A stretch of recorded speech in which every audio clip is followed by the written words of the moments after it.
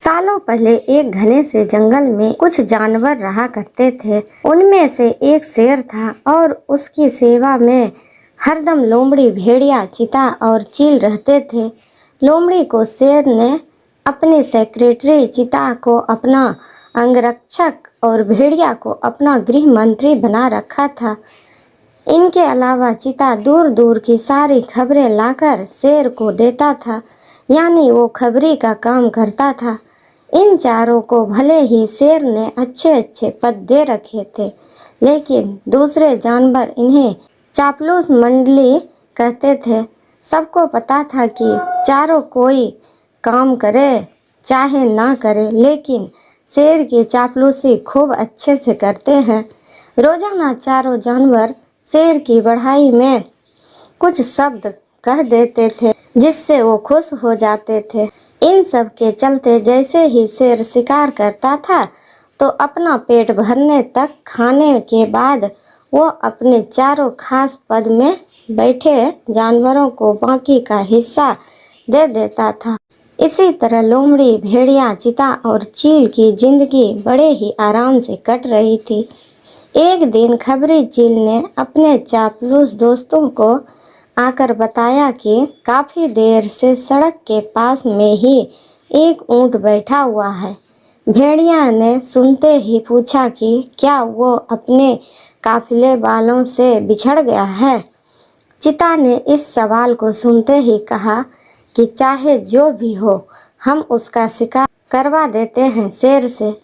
उसके बाद कई दिनों तक आराम से उसे खाएंगे। लोमड़ी की अच्छी बातों में आकर शेर ने कहा, ठीक है। इतना कहते ही वह उस जगह पर पहुंच गया जहां ऊंट बैठा हुआ था। शेर ने देखा कि वो ऊंट काफ़ी कमज़ोर है और उसकी आंखें भी काफ़ी पीली हो चुकी है। उसकी ऐसी हालत शेर से देखी नहीं गई। उसने ऊंट से पूछा कि दोस्त, तुम्हारी ऐसी हालत कैसे हो गई? कराहते हुए ऊंट ने जवाब दिया, जंगल के राजा, क्या आपको नहीं पता कि सारे इंसान कितने दयाहीन होते हैं?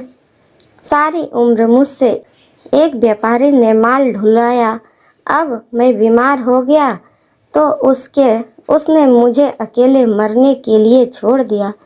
उसने सोचा कि मैं उसके किसी काम का नहीं रहा, इसी वजह से अब वो मुझे अपने साथ नहीं रख रहा है और ना ही मेरा इलाज करवा रहा है।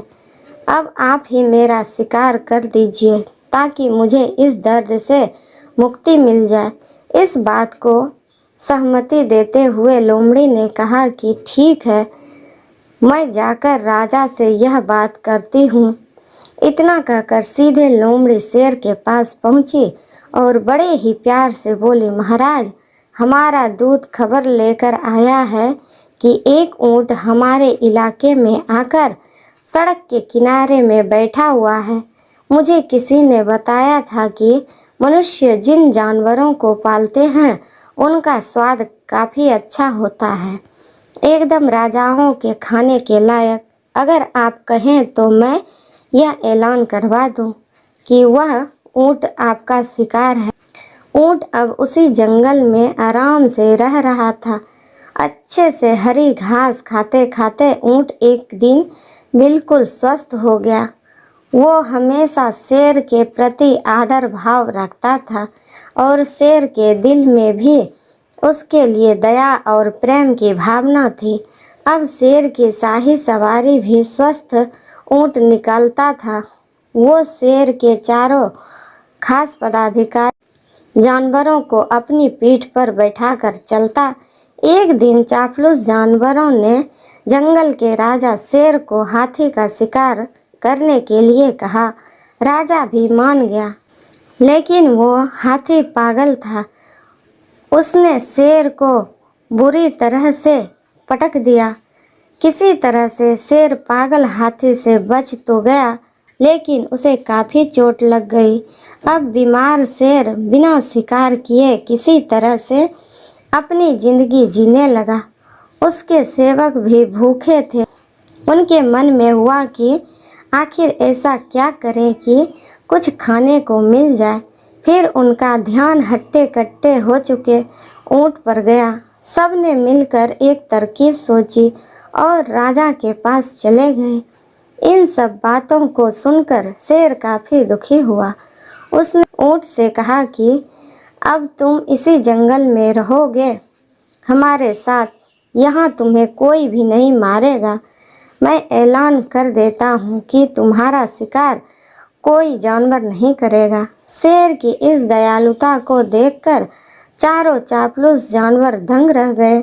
धीमी आवाज़ में भेड़िए ने कहा कि कोई नहीं, बाद में इसे किसी तरह से मरवा देंगे। अभी जंगल के राजा का आदेश मान लेते हैं। सबसे पहले भेड़िए ने कहा कि महाराज, आप कितने दिनों तक भूखे रहेंगे? मेरा शिकार करके मुझे खा लीजिए, आपकी भूख मर जाएगी। फिर चील कहने लगी कि राजा साहब, भेड़िया का मांस खाने लायक नहीं होता है, आप मुझे खा लीजिए। चील को पीछे धकेलते हुए लोमड़ी बोली, तुम्हारा मांस इनके दांतों में ही लगकर रह जाएगा, आप इसे छोड़िए, मुझे खा लीजिए। एकदम से फिर चीता बोला कि इसके शरीर में आपको सिर्फ बाल ही मिलेंगे, आप मुझे खाकर अपनी भूख मिटा लीजिए। यह सब उन चापलूसी जानवरों का नाटक था जिसे ऊंट नहीं समझ पाया। उसने भी एकदम से कहा कि महाराज, मेरी जिंदगी तो आपकी ही दी हुई है, आप इस तरह से भूखे क्यों रहेंगे? आप मुझे मारकर खा लीजिए। चारों चापलूस जानवर ने को इसी बात का इंतजार था। उन्होंने एकदम कहा कि ठीक है महाराज, आप ऊंट को ही खा लीजिए।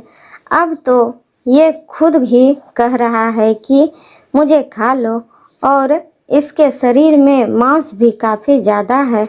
अगर आपकी तबीयत ठीक नहीं लग रही है तो इसका शिकार हम कर देते हैं। इतना कहते ही चीते और भेड़िए ने मिलकर एक ऊंट पर हमला कर दिया। कुछ ही देर में ऊंट की मौत हो गई। कहानी की सीख, अपने आसपास चापलूस लोगों को नहीं रखना चाहिए, वो हमेशा अपने फायदे की ही सोचते हैं। थैंक यू दोस्तों, धन्यवाद।